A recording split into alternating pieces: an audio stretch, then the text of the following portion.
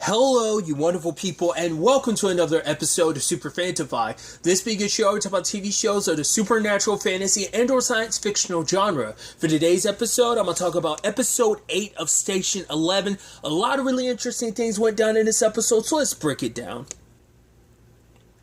I do like that we open the episode up with, Elizabeth showcasing, okay, so her and Clark, and we find out Miles are all still alive. I mean, it has been 20 years, but you never know what could go down in 20 years.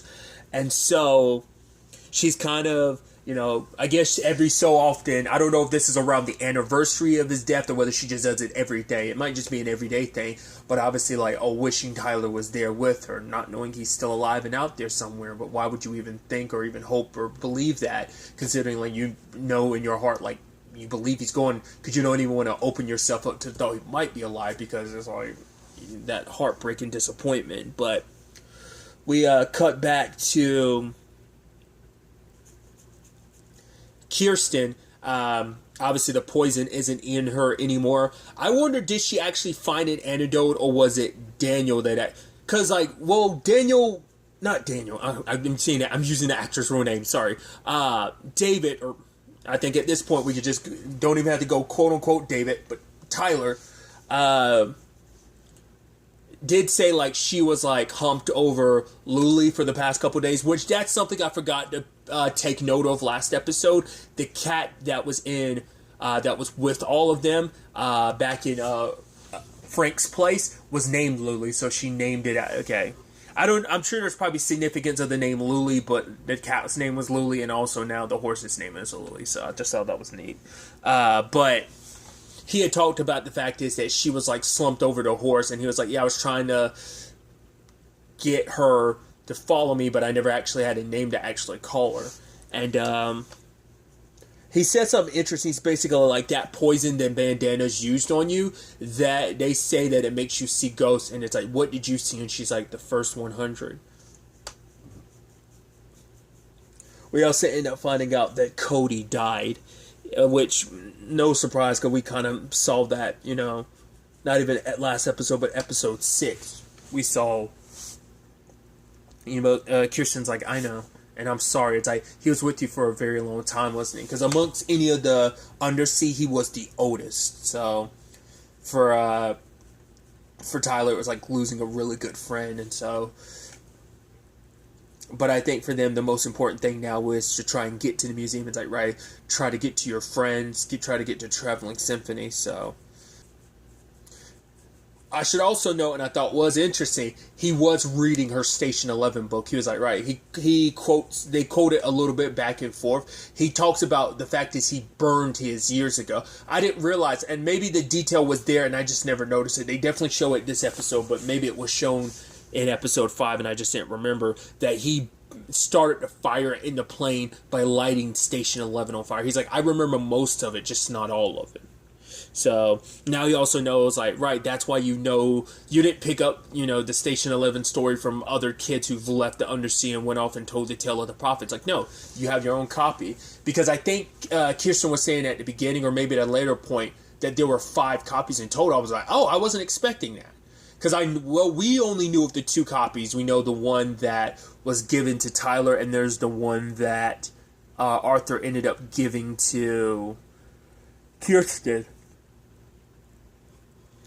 But while they were getting water, someone was walking up and was do I do anything? And, Tyler's yeah, at the end of the day, it's your choice on what, I'm following your lead. I didn't realize, he was wearing a mask. I didn't realize that person was Miles at the time, so that was pretty dope. But obviously cutting back to the museum and seeing an older Clark, older Elizabeth, and how things are kind of run there. He was not fully, the Traveling Symphony was more so Elizabeth's thing. He kind of co-signed off on it, but he's not that keen on the thought, because he's kind of leading the place through fear, because it's right, we've locked ourselves away for 20 years and this community has been what it is, but it's right, he's we have to let them quarantine because we can't forget about the sickness, which Elizabeth's people aren't getting sick anymore, and it's we haven't really dived into that, because I guess at the end of the day, maybe that's not the point, because it doesn't matter whether or not people are actually still getting sick, or whether the illness still exists. What matters is that it's Clark's belief, like, no, we can't let outsiders in because we don't know if the sickness is still out there. But also there's a part of it that's like, right, like Clark enjoys the power that he has and he doesn't want to relinquish it. It is just about wanting to be something special, to take and apply a lot of his life into this moment to kind of lead and take charge. So, but obviously Tyler and Kirsten are led to Clark, who's going to basically test out their acting skills themselves, because he wants to see whether they're actual actors or whether they're people lying just to get in. So at first, they're talking and stuff like that, and then he wants them to perform. And I like that, obviously, partway through the performance, because he knows how to quote Hamlet, which I love. Even Clark was like, well, Tyler was able to quote Hamlet, but, I love that Clark was like, yeah, but everyone knows Hamlet. But I think it also is a byproduct of, like, right, considering who his dad is, he probably picked up a few things back in the day from his dad. But during the performance, he made sure to grab his device because he needs it. It's like the thing that he left here long ago, because that particular tower, which is interesting considering what that tower was in the first 100 days for Tyler. That was a place, like, he brought the kids up so they could talk to the people that were lost. But that's the main museum. That's the one where it's like, because earlier Clark brought out a karaoke machine to the kids, and it's like, oh, you can sing your performance. And one of the kids was like, oh, like, but that's what the traveling symphony is. And he was like, no, that's not the same thing. But it's like, yeah, that became the main museum of, like, yeah, reminding of what was before. But I like during the performance too, Kirsten looks at Clark, like, I think it's part of, like, because it's like, right, let's quote, that spaceship thing, kind of referencing Station 11, I believe, and they're doing stuff from it because he remembers enough of it to kind of do his thing. But partway through it, Kirsten's like, I recognize you, and we cut to, like, a younger Kirsten and Clark 20 years ago. They bumped into each other. I don't think he recognized her in that moment, though. He knows her of this, like, oh, you're that actor Kirsten I've heard so much about, but he doesn't recognize her. I mean, he met her the one time 20 years ago, so it makes sense. So they were both, it's like, right, great performance, and then she gets returned to her people, but he gets, like, separated. Because they wanted to kind of, I think Miles in particular wanted to separate him because he tried to bring it to Elizabeth. It's like, go see him. And she's like, what? It's like, no, there's no way it can be Tyler. He's like, go see him, Elizabeth. But she's like, no, I'll do it after the play, because, once again, not trying to get her hopes up. It's like, no, there's no way it can be my son. And the longer she put it off for her, it's like, the less I have to, like, dwell in that disappointment. I'm not trying to, like, I'm not trying to break my heart all over again. And, luckily, everyone's excited to have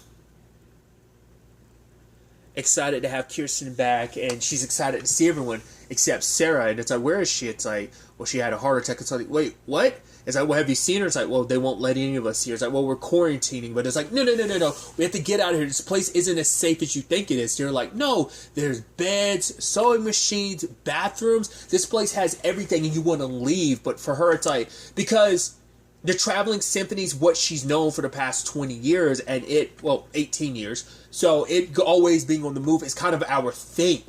Like, this is our home, always on the move, because it's also like, the longer we're in one place, the more likely there's danger. To be fair, she's listened to Tyler about this place and what it represents, and there is a danger associated with a place that is so adherent about the past and that is so secluded itself from the rest of the world that can be an issue. But, like, Alex didn't want to listen to her. It's like, no, we need to put on the performance and stuff like that. And, it's like, we want to stay here. And Kirsten's like, you all feel that way? It's like, they're offering us a place to stay here in winter time, for winter, until, Sarah gets better. And it's just that thing of, like, at first she would have just had this issue with Alex, but now it's like, after everything, the entire troop feels this way, and it's just kind of, like, frustrating for her, because she's like, I know this is all, like, BS and stuff like that. There's something more going on here. And I like what we end up doing is flipping back to, present day Clark ended up shutting it down, being like, I don't want the play to actually happen. And I love his reasoning for it. Once again, is holding on to his power. Because essentially, he's like, right, I never realized, like, now I'm rereading, like, Hamlet every day. He's like, now I'm realizing, like, how much that could, basically, that anger, if it rose up in the children here, like, what it could do. He's, like, basically trying to decide what... He doesn't want this play to be performed because it's almost like censoring books of like, right, we don't want this powerful play enacted in front of children, in front of the youngins. They're very impressionable, and maybe it'll raise some anger in them, and they'll kind of want to like topple the way things are, and things are good. So it's a no on that. Like I said, it's just that constant, oh, I don't want anything that could potentially jeopardize what essentially I've built, because it's not even about what we built, it's about what I've built, because I kind of took charge in this facility and everything. But cutting back to the past, it was probably like 3 weeks because I think, well, we have no idea, because I'm about to say, like, they were about 3 weeks out with their production for Lear. I think they were about to start, like, putting it on stage properly and not just still in the production phase. I don't know if that's indicative of, like, that's 3 weeks from then is when everything goes down, or is that just like, because I don't know when in the run of that play it was, whether that was like, whether that was 3 weeks from now, or when the play started doing its run. I don't know if that was like a month or two into it, whatever the case may be. Arthur and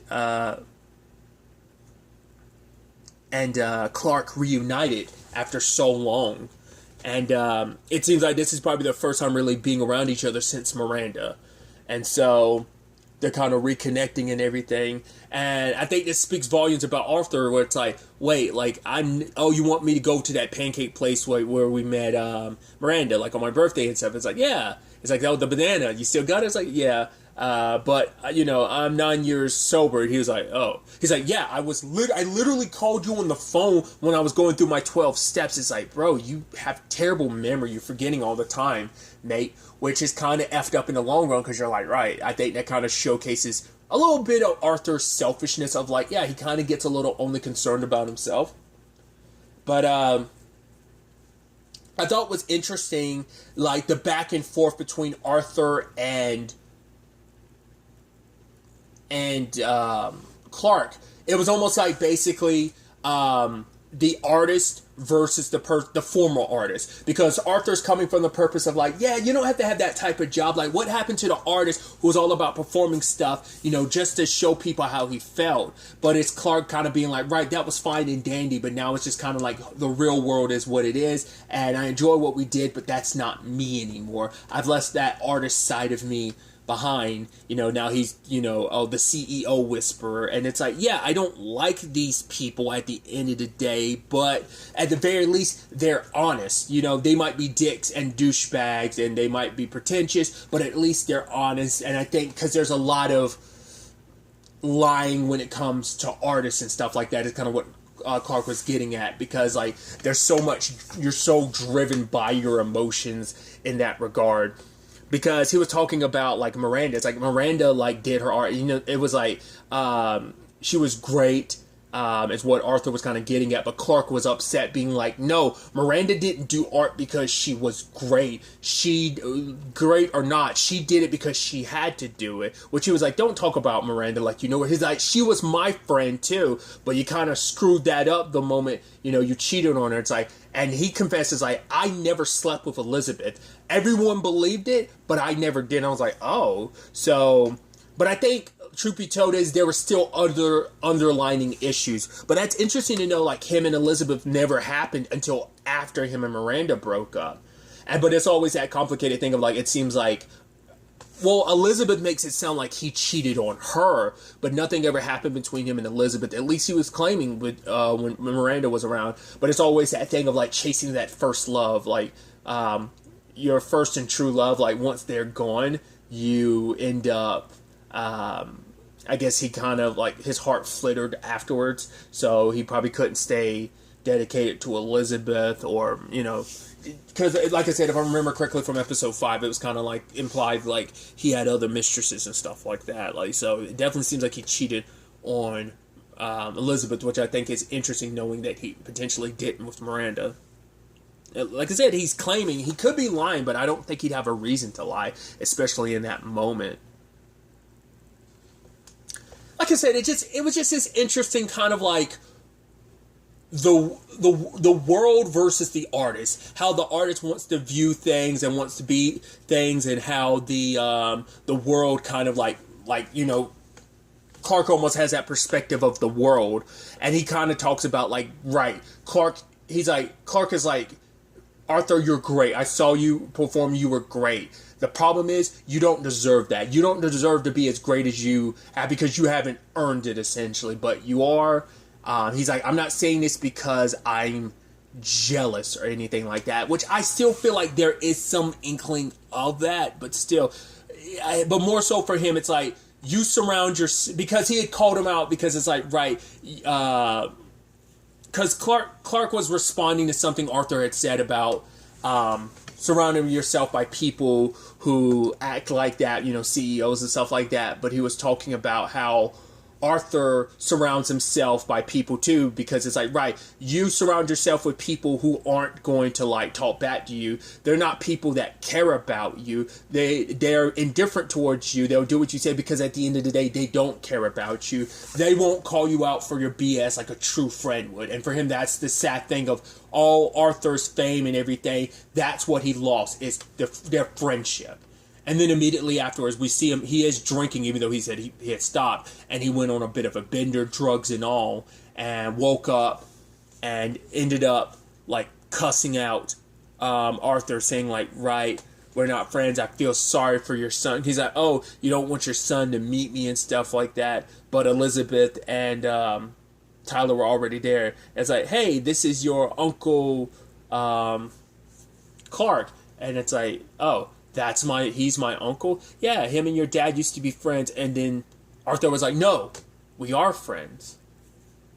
No, we are friends. So I wonder, was that their last time meeting before he died? If so, that's kind of sad because they never got a chance to really make up. I mean, Miranda and him Miranda specifically and Arthur had their moment, but still. I'd actually skipped over this with the earlier conversation. I love that with present day, when Kirsten was talking to the entire troupe, they brought up Elizabeth, and she's like, who the fuck is Elizabeth? It's like, oh, she was an actress. Like, I know what you... Yeah, wasn't she married to Arthur? And in that moment, you have like her being like, holy shit. Because then is when she pieced it together. It's like, oh my, why you know about this place, Elizabeth being here, you don't want people to recognize you, saying that they won't recognize you because it's easier for them that you're dead. But in that moment she recognized, like, oh, because there's other contributing factors, because she brings it up later on, she's actually aware of Tyler, so she started piecing it together. Oh my god, you're Tyler. And I love that. I was wondering when those conversations were finally going to happen, but he ends up sneaking her into like those little vent type of things, and he's like, yeah, this was my main way of getting around. And so Kirsten finally finds Sarah, and Sarah's like, why are you in the ceiling? She's like, right, I'm gonna get you out of here. It's like the troop, they're forcing the troop to stay here as long and holding you hostage. And she's like, it's like, come on. It's like, well, where will I go? It's like, with us, you know, with the troop. It's like, I made it 19 laps around the lake. I thought I was going to make it 20, but my bones is old. Like, the fact is, I can't keep going. And it's like, tell the troop after that I die. Don't tell them before. It's like, after what? The play, you know? Because she also said, you have to get better at saying goodbye, because that's always been a hard thing for her. That's why I'm also wondering about the Frank thing, what we got at the end of last episode, is that her, in her memory, saying goodbye to Frank, because she never actually did go back. She went there, like, in her mind, so I don't know if that's going to be, like, present, like, even further point, she eventually goes back, like, maybe in episode 9, which I haven't watched yet, or episode 10, and goes back to actually properly say goodbye to Frank. Maybe she'll do the same thing for Jeevan. I don't know. Like, she just has a heart. Like, she never wants to say goodbye. And maybe that's just a part of, like, her upbringing and stuff like that. Because they hinted to it that Arthur's like, oh yeah, Tanya, the the child wrangler, said that, like, she has kind of a crappy situation at home, but you wouldn't think. And I was like, whoa. Is that why, like, her parent situation was the way it was in episode 1 when Jeevan was with her? It's because her parents weren't great? Like, it sounds like they never really got into that too much about, like, her not having the greatest family home. That's interesting to kind of dive into that. And I think maybe it speaks volumes that when the time comes, the person she's thinking about most, like, when she's kind of stuck in it, I'm like, nothing about, I mean, and there's maybe something could come up episode 9 and 10. Once again, I'm watching these one at a time, so I haven't seen episode 9 yet, but stuff about her parents haven't come up. Stuff about Jeevan and Frank have, so I think that speaks volumes. But, yeah. Essentially, Sarah wants to, it's like, right, tell them about me after the fact, because I don't want their morale to be stricken. I want them to be focused on doing the play, give it their all, and then tell them about me. Now, whether she actually died in that moment, or whether she just finally gave up, I don't know. But she said, like, that last line, nothing's gone. So she goes back and meets with Tyler, and he's like, right, this way sends you back to your troop. This leads outside. And she followed him outside. And we see a little, like, airplane plaque or whatever that Clark signed. It's basically about the people on that flight. The ones that were, like, quarantined and left there to die. And so it's like, Tyler's like, yeah, of course he'd take credit for it. He was like, that was me. Because he's the one that actually burned the plane down afterwards. He's like, but all the great sacrifice and blah, blah, blah. It's like, of course he took credit for it. And he dives into it a little bit more about his time with the first, because it was like, right, he ends up asking Kirsten about her time with the first 100 days. And he was like, I was lucky that I was with a grown-up who cared about me. And Tyler talks about the fact of how what this place was like and how he faked his death. She's like, the fact is, and for her, she was trying to speak from the place of, they're alive, they're not dead, they're alive. Like, go be with these people who know you, because obviously for her, she'd give anything to be with the people that she cares about. Like, if she knew that they were actually still alive, she'd give anything for that. And it's like, you had this opportunity, it's been 20 years, you ran away. But for him, it's like, I tried to do the right thing. He tried to help someone and it blew up in his face. That person, that guy, he's like, and that's what's so frustrating for him. It's like, this place is terrible. It's like, they're trying to bring things back to the way before. It's like, no, as he was saying, like, there is no before, because it doesn't matter. And I love that line, as he's, reciting the book. It's like, I know damage, then escape, And because he had to get away from this place, especially hearing about Clark's sick. Because I think maybe in his own right, he was also doing this for his mom's sake too, because his mom would have been kicked out of this place and how important it was for her. So it's like, right. Because she even says, like, oh, like, to me, I was never really a good mom in your eyes. I was just the woman who does, like, the German soap or something like that. Like, I guess, like, the German, like, soap opera star or something like that. Like, it almost felt like that's all I kind of was in your eyes. I wasn't like I wasn't the star in your eyes like I kind of was in other people's.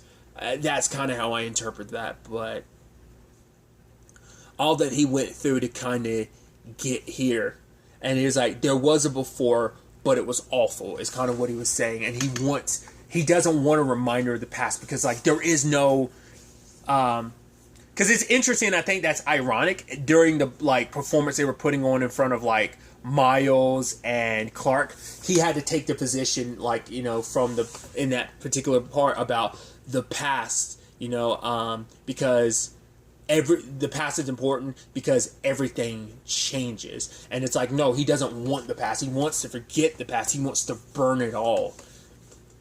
And so, and I love that moment, him touching Kirsten's head, being like, right, I basically free you from your obligations to the undersea, and it's like, go do what you need to do. And he kind of burns that monument. And the thing is, he did say that the undersea would find him. He just needs to light the torch. And I was like, that moment, I was like, that's what it is. And Elizabeth comes over and she's like, Tyler, and he doesn't say anything. And obviously, eventually, your boy Clark finally makes his way over the moment he had saw the fire. And he's like, oh my God, you're still alive. How can you do this to your mom for 20 years? The pain you've caused her, like, why would you do that? Like, you're here to hurt her. He was like, no, I'm not doing this to her. He's doing it more so to spite Clark. Because it was all of them, their decisions about how they handled that. It's like, you killed an innocent person. You're so stuck in your own ways. You're cutting yourself off from the world because you're so trapped in the way things were and not how things are now. You know? There is no before. Once again, there is, but just it's not that great. Stop holding on to it like it's something to be cherished. And so he blew up the museum. It's like, right, burning everything that is connected to the past, no ties to the past.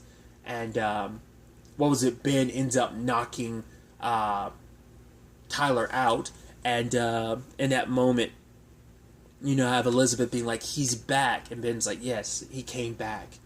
And in this moment, Clark's entire world is crumbling because that was kind of his foundation. That was his everything. Like, he rallied and built around this.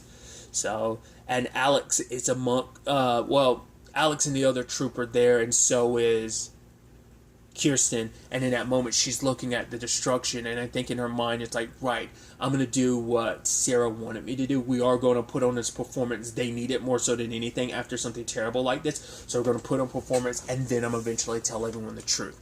My potential thoughts about it. But once again, there is the undersea, so they're probably going to come and try and rescue Tyler. I'd skipped over it, but I talked about it a tiny bit before, but she's like, right, I was in Chicago at the time, and she's like, I was actually on stage, I was performing with Arthur, and she was like, he kept telling me about his son, Tyler. We were actually supposed to meet at the premiere, but he was late. And I was like, yo, and in that moment, she's confirming to him, like, yeah, like, I knew your dad and everything. It's like, he was kind to me, you know? Because, like, that's what I'm saying. Like, I think that's why she latched on to Arthur, to Jeevan, to Frank so much, because it sounds like she didn't have too many adults that were kind to her, which is, like, heartbreaking. But she was basically telling David that he didn't, Tyler, that he didn't have to do this anymore. It's okay to kind of just walk away and not be consumed in this. Once again, it's like, you don't have to, like, fight your fight. Like, you have these people here that you care about, Clark, or even just your mom. Like, you have this opportunity. Don't, like, just let it squander. Like, use it while you have the chance. They're still alive, and you're alive. You have a chance to, you know, do something with that. Not everyone in this world has that chance and that opportunity, so. But he made his choice, and it's going to be interesting to see what the aftermath of all of this will be. I'm excited to see where episode 9 takes us with all of this. But really, that's all I want to talk about. Till the next time we meet, be happy, be safe, live life to the fullest, and enjoy it. Good day, and goodbye.